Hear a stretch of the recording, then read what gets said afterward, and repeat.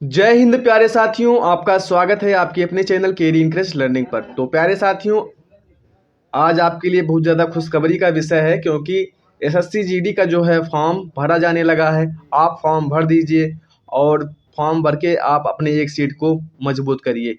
उससे पहले आपको तैयारी करनी पड़ेगी कि कैसे एग्ज़ाम होगा। 2024 में ये एग्ज़ाम होगा, तो 2023 के जो है प्रीवियस ईयर के क्वेश्चन पेपर को आपको कवर करना पड़ेगा क्योंकि आपको पता नहीं रहेगा कि क्या पढ़ें क्या ना पढ़ें। तो इसी को देखते हुए हम प्रीवियस ईयर के क्वेश्चन पेपर को लेकर आए हैं, जिससे आप एक बार देखिए, समझिए कि एग्ज़ाम का पैटर्न कैसा है। अगर एग्ज़ाम का पैटर्न आपको समझ जाए फिर उसके बाद में तैयारी कीजिए, क्योंकि जीएस का पार्ट जो है वो बहुत बड़ा है। तो कहाँ से आप पढ़ेंगे, कहाँ से नहीं पढ़ेंगे, सब मायने बात ये नहीं रखता है कि आप कहाँ से कितना पढ़ते हैं। मायने बात ये रखता है कि क्या आप सिलेक्टिव पढ़ते हैं। तो इसी को देखते हुए हम प्रीवियस ईयर के क्वेश्चन पेपर को लेकर आए हैं। आप इसको देखिए और फिर उसके बाद में अपनी तैयारी को और कंटिन्यू बनाइए। चलते हैं क्वेश्चन नंबर 1 की ओर। क्वेश्चन नंबर 1 है, किस जर्मन रसायनज्ञ ने सर्वप्रथम परमाणु भार की तुलना में खींचे गए परमाणु आयतन की अपरिवर्तकता का ग्राफ निरूपण प्रदर्शित किया है? तो इसमें आपका राइट आंसर हो जाएगा लोथर मेयर, जो कि एक साइंस का क्वेश्चन है। आगे बढ़ते हैं, अगले क्वेश्चन की ओर चलते हैं। अगला क्वेश्चन है, निम्नलिखित में से किसे आर्थिक विकास का एक अच्छा संकेतक माना जाता है? तो इसमें आप ऑप्शन देख लीजिए, फिर उसके बाद में आपका राइट आंसर हो जाएगा ऑप्शन नंबर 3, सकल घरेलू उत्पाद यानी जीडीपी में स्थिर वृद्धि। तो जीडीपी का फुल फॉर्म होता है ग्रॉस डोमेस्टिक प्रोडक्ट, ये भी पूछा जा सकता है, तो इसको भी आप जानते रहिएगा। आगे बढ़ते हैं अगले क्वेश्चन की ओर। क्वेश्चन नंबर 3 है, पद्मश्री, पद्म भूषण और पद्म विभूषण पुरस्कार से सम्मानित डॉक्टर तीजन बाई निम्नलिखित में से किस कला शैली में उनके योगदान के लिए विश्व प्रसिद्ध थी?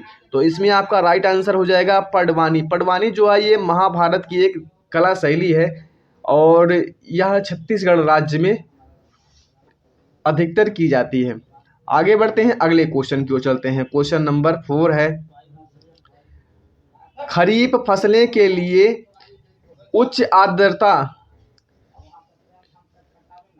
कितने सेंटीमीटर से अधिक वर्षा के साथ खेती के लिए आवश्यक तापमान 5 डिग्री सेल्सियस से अधिक होता है?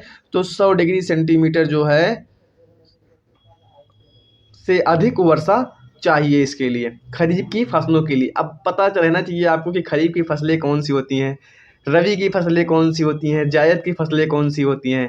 तो खरीफ की फसलें होती हैं जैसे धान, मूंगफली, उड़द जो है ये खरीफ की फसलें होती हैं। रबी की फसलें कौन कौन सी होती हैं? तो गेहूँ, चना और मटर जो होती हैं ये रबी की फसलें होती हैं। फिर उसके बाद में जायद की फसलें पता रहना चाहिए, तो जो है खरबूजा, तरबूजा, ककड़ी जो होती हैं आदि होती हैं, ये क्या होती हैं? जायद की फसलें होती हैं। आगे बढ़ते हैं, अगले क्वेश्चन की ओर चलते हैं। क्वेश्चन नंबर 5 की ओर चलते हैं। क्वेश्चन नंबर 5 है, चहमान जिसे चौहान वंश के किस शासक ने अजमेर को अपनी राजधानी बनाया था? तो वो थे अजय राज। बहुत डीपली पूछ लिया गया है, इसमें आपका राइट आंसर क्या हो जाएगा? अजय राज। और एक बात जान लीजिए कि पृथ्वीराज, कौन से पृथ्वीराज से मोहम्मद गौरी का जो है युद्ध हुआ था?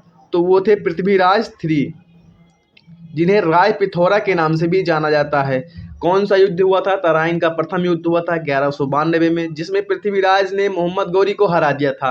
फिर उसके बाद में 1 वर्ष के बाद में मोहम्मद गौरी ने फिर से पृथ्वीराज को हरा दिया तराइन के द्वितीय युद्ध में। कब हुआ था? तो वो हुआ था 1192 में। 91 में पृथ्वीराज हराए और 92 में मोहम्मद गौरी ने उन्हें पुनः वह हरा दिया। आगे बढ़ते हैं, अगले क्वेश्चन की ओर चलते हैं। क्वेश्चन नंबर 6 है, आरुषि मुद्दल को किस नृत्य के लिए गुरु केलुचरण महापात्र युवा प्रतिभा सम्मान 2021 से सम्मानित किया गया है?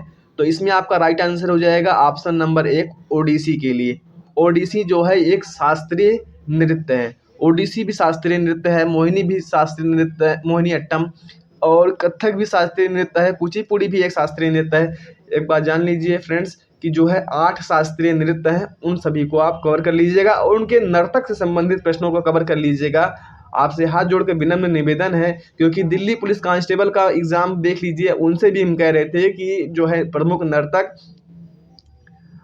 और उनकी नृत्य शैली से संबंधित प्रश्नों को कवर कर लीजिए, प्रमुख वाद्य यंत्र और उसके वादक से संबंधित प्रश्नों को कवर कर लीजिए, जो कि आपके एग्ज़ाम में फ्री के 2 से 3 नंबर तो अवश्य ही दिलाएंगे।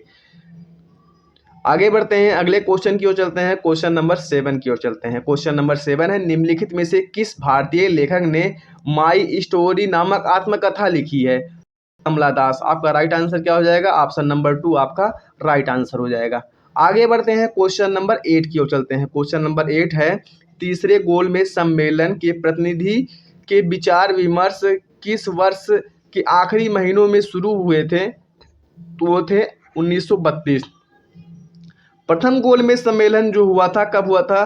तो 1930 में हुआ था प्रथम गोलमेज सम्मेलन। 1931 में जो हुआ था वो द्वितीय गोलमेज सम्मेलन हुआ था, और 1932 में जो हुआ था वो तृतीय गोलमेज सम्मेलन हुआ था, जिसमें महात्मा गांधी ने केवल द्वितीय गोलमेज सम्मेलन में भाग लिया था और भीमराव अंबेडकर ने सभी गोलमेज सम्मेलनों में भाग लिए थे। आगे बढ़ते हैं, अगले क्वेश्चन की ओर चलते हैं। क्वेश्चन नंबर 9 की ओर चलते हैं। क्वेश्चन नंबर 9 है, सामान्य तापमान और वायुमंडलीय दाब डैश डैश का घनत्व 1.87 किलोग्राम मीटर घन होता है, जो वायु से 1.5 गुना भारी होता है, और यह 31 डिग्री सेल्सियस के क्रांतिक ताप के नीचे द्रव अवस्था में मौजूद होता है, तो होता है कार्बन डाइऑक्साइड। आपका राइट आंसर हो जाएगा ऑप्शन नंबर 2 आपका राइट आंसर हो जाएगा।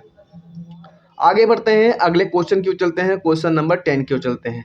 क्वेश्चन नंबर 10 है, फिर से मॉडर्न हिस्ट्री का क्वेश्चन आ गया है। वल्लभ भाई पटेल और डैश डैश ने खेड़ा में गांधी जी के गांवों के दौरे की व्यवस्था करके तथा किसानों को सरकार के खिलाफ मजबूती से खड़े होने के लिए प्रोत्साहित करने में गांधी जी की सहायता की थी, तो वो थे इंदुलाल याग्निक। और खेड़ा सत्याग्रह जो है कब हुआ था?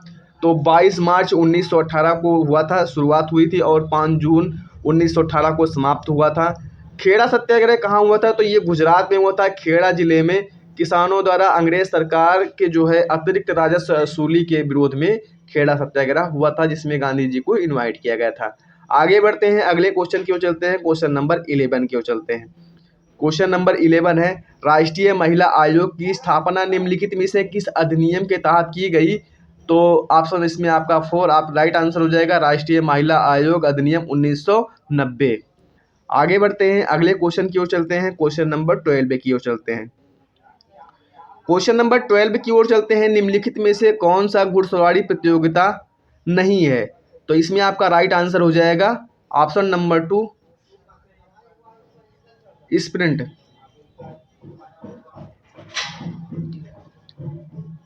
आगे बढ़ते हैं, अगले क्वेश्चन की ओर चलते हैं।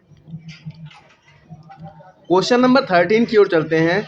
समुद्र के सबसे उथले हिस्से महाद्वीपीय शेल्फ की औसत ढाल 1 डिग्री सेल्सियस या उससे कम होती है। आपका राइट आंसर क्या हो जाएगा?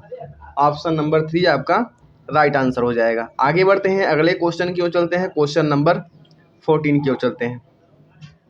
क्वेश्चन नंबर 14 है, निम्नलिखित में से किसने चेन्नई में कला क्षेत्र फाउंडेशन की स्थापना की, जो ललित कलाओं के अध्ययन और प्रदर्शन के लिए एक महत्वपूर्ण केंद्र है? तो की थी रुक्मणी देवी अरुंडेल। इसमें आपका राइट आंसर क्या हो जाएगा? रुक्मणी देवी अरुंडेल। ये भी दिल्ली पुलिस कांस्टेबल में क्वेश्चन पूछा गया था। अब बात करें मृणालिनी साराभाई की। तो मृणालिनी साराभाई जो है ये किसकी नर्तक हैं? तो ये भरतनाट्यम और कुचिपुड़ी दोनों की नर्तक हैं। और यामिनी कृष्णमूर्ति की बात की जाए, ये भी प्रसिद्ध है, ये भी भरतनाट्यम और कुचिपुड़ी की दोनों की नर्तकी हैं। आगे बढ़ते हैं, अगले क्वेश्चन की ओर चलते हैं। क्वेश्चन नंबर 15 की ओर चलते हैं। क्वेश्चन नंबर 15 है, 12वीं शताब्दी के भारतीय राजा पृथ्वीराज चौहान के जीवन पर लिखित महाकाव्य पृथ्वीराज रासो की रचना किसने की थी? तो वो किए थे चंद्रबरदाई ने। बाणभट्ट की एक प्रसिद्ध पुस्तक का नाम क्या है? तो वो है कादम्बरी। कादम्बरी जो है बाणभट्ट की प्रसिद्ध पुस्तक का नाम है। और ये किसके दरबारी कवि थे? तो ये हर्षवर्धन के दरबारी कवि थे। अश्वघोष की एक प्रसिद्ध पुस्तक का नाम है जो कि सभी एग्जामों में पूछा जाता है, बुद्ध चरित्र जो है ये इनकी एक प्रसिद्ध पुस्तक है। आगे बढ़ते हैं, अगले क्वेश्चन की ओर चलते हैं। क्वेश्चन नंबर 16 है। क्वेश्चन नंबर 16 है, निम्नलिखित पुस्तकों में से कौन सी पूर्व अमेरिकी राष्ट्रपति बिल क्लिंटन की आत्मकथा है? तो माई लाइफ। यह क्वेश्चन लगभग पूछा जाता है, दिल्ली पुलिस कांस्टेबल के 3-4 शिफ्टों में पूछा गया प्रश्न है। और समझ लीजिए जब कोई क्वेश्चन नहीं मिलता आयोग के तो यही क्वेश्चन डाल देते हैं, लीजिए याद कर लीजिए। आगे बढ़ते हैं, अगले क्वेश्चन की ओर चलते हैं। क्वेश्चन नंबर 17 की ओर चलते हैं। निम्नलिखित में से किसी आपातकाल के दौरान असाधारण शक्तियां प्रदान की गई हैं? तो वो है हमारे देश के राष्ट्रपति जो कि भारत के प्रथम नागरिक होते हैं। और इन्हें 3 प्रकार की शक्तियां प्रदान की गई हैं। पहली क्या है? पहली है राष्ट्रीय आपातकाल जो कि अनुच्छेद 352 में वर्णित है। दूसरी क्या है? दूसरी है संवैधानिक तंत्र की विफलता राज्यों में जो कि अनुच्छेद 356 है। और तीसरा क्या है? वित्तीय आपातकाल जो कि 360 नंबर अनुच्छेद है। अब लेकिन एक बात तो जान लीजिएगा, वित्तीय आपातकाल अभी तक इंडिया में एक भी बार नहीं लगा है, ये भी क्वेश्चन पूछा जा सकता है। आगे बढ़ते हैं, अगले क्वेश्चन की ओर चलते हैं। भारतीय अर्थव्यवस्था ने हरित क्रांति की विफलता का अनुभव कितने चरणों में किया है? तो 2 चरणों में किया है। आपका राइट आंसर हो जाएगा 2। एक बात जान लीजिए, हरित क्रांति के जनक कौन है? तो हरित क्रांति के जनक नॉर्मन बोरलॉन्ग है। और भारत में हरित क्रांति के जनक कौन है? तो भारत में हरित क्रांति के जनक MS स्वामीनाथन है। और जब हरित क्रांति भारत में आया था तो उस समय यहाँ के प्रधानमंत्री कौन थे? तो वो थे लाल बहादुर शास्त्री। आगे बढ़ते हैं, अगले क्वेश्चन की ओर चलते हैं। क्वेश्चन नंबर 19 की ओर चलते हैं। काल बैसाखी क्या है? तो मानसून से पहले की वर्षा